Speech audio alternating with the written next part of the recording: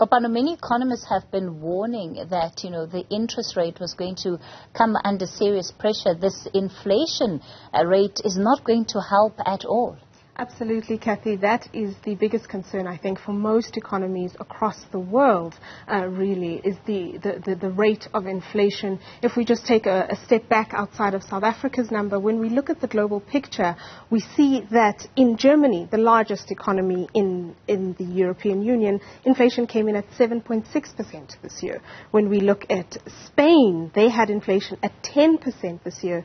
And the overall European Union has inflation at around 9.6% this past June. And so we really are following a trend that is similar to that's happening in the global economy. And we know a lot of this is as a result of not just the Ukraine-Russian war, but also because of all of the monetary easing and all of the policies that the larger economies have had to take once we finally come out of the COVID-19 pandemic, and how they manage their finances and their monetary policy. And all of that is now leading to this high inflation that we're seeing in the globe and in South Africa as well. We are what economists and analysts like to call or refer to as importing our inflation, meaning that really the inflation is not as a result of anything that we do in our economy as South Africans or any of our productive sectors, but really a majority of this pressure on prices across the board comes from all of these outside external factors, Kathy.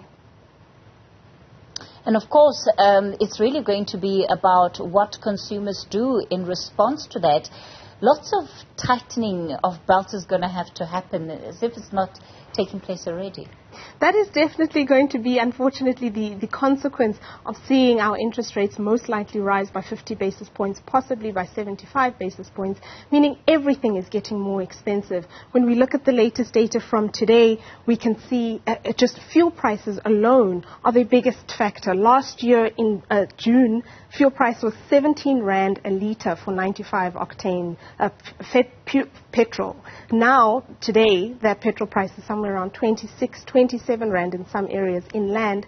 So you're seeing this inflation really being baked in when we think of the other most essential services. Bread. Bread is now 11% more expensive this year in June than it was last year. We've seen bread prices breaching that 20 Rand mark, which really is the essential level of affordability for many, many households. And so we are most likely to see this cost pressure continue to increase and put pressure on South Africans' budgets, if they can even budget or afford to budget, given what we're seeing in the economy. But they say that there should be some relief in the near future, at least with the petrol price. We expect it to decrease in around August or September. I don't know if that will be much reprieve for people who have been feeling the pinch right now, but at least it's not all bad news, Kathy. All right, Kopano Gumbi, let's leave it there for tonight.